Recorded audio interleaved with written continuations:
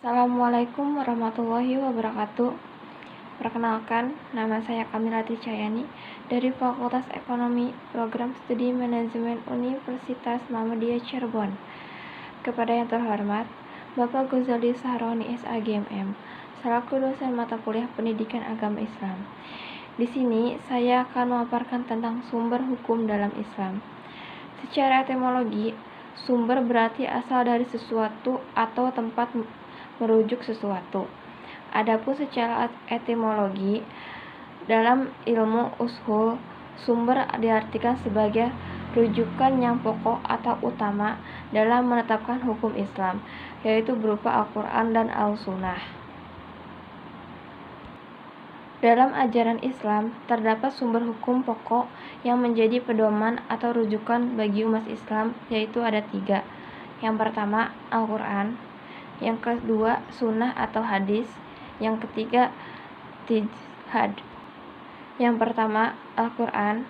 Dalam buku Ushul Fiqih 1 tahun 2018, karya Rusyad Basri, kedudukan Al-Quran dalam Islam adalah sebagai sumber hukum umat Islam dari segala sumber hukum yang ada di bumi. Firman Allah Subhanahu wa Ta'ala dalam Al-Quran Surat An-Nisa ayat 59 yang artinya, "Hai orang-orang yang beriman, taatilah Allah dan taatilah Rasul-Nya dan ulil amri di antara kamu. Kemudian jika kamu berlain pendapat tentang sesuatu, maka kembalikanlah ia kepada Allah atau Al-Quran dan Rasul atau Sunnahnya. Jika kamu benar-benar beriman kepada Allah dan hari kiamat, hari kemudian yang demikian itu lebih utama atau bagimu dan lebih baik-baiknya."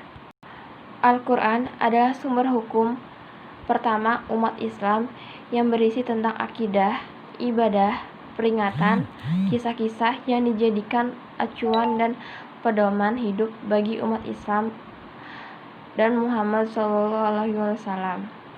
Yang kedua, sunnah atau hadis. Sunnah atau hadis merupakan sumber ajaran Islam kedua setelah Al-Quran.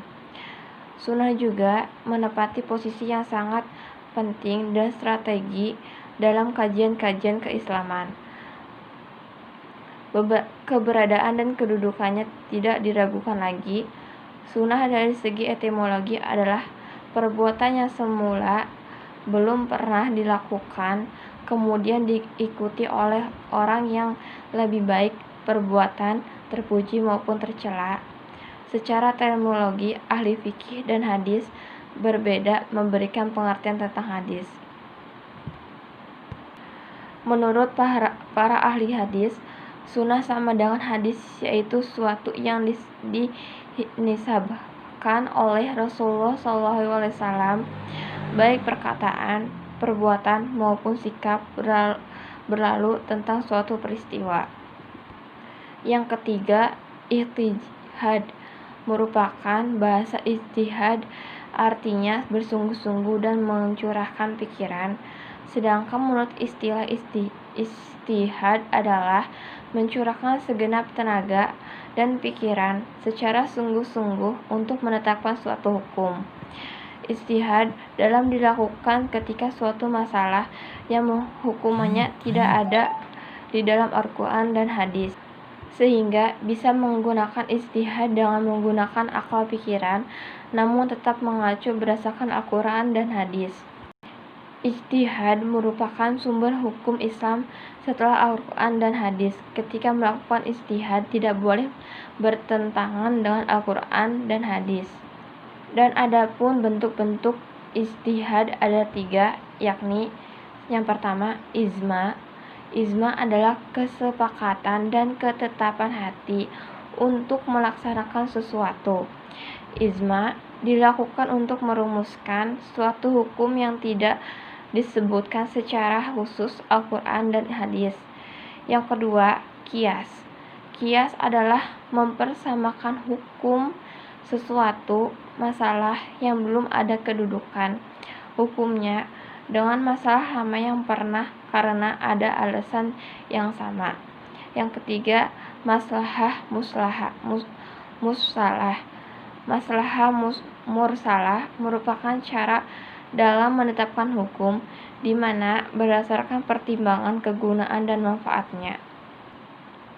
Adapun dalil-dalil yang tidak disepakati dibedakan di kalangan para ulama, antara lainnya yang dalil-dalil yang terpenting adalah istihas, maslahah musalah, dan sad'ala zari'ah. Di bawah ini akan dijelaskan secara ringkas masing-masing dalil tersebut. 1. Istihas. Pengertian dan macam-macam istihas. Dari segi bahasa, istihas berarti menganggap sesuatu baik yang berasal dari kata al-husnu, baik, sedangkan menurut istilah usul fiqh seperti yang dikemukakan oleh Wabah Az-Zuhail terdiri atas 2 definisi. 1. Istihal kias.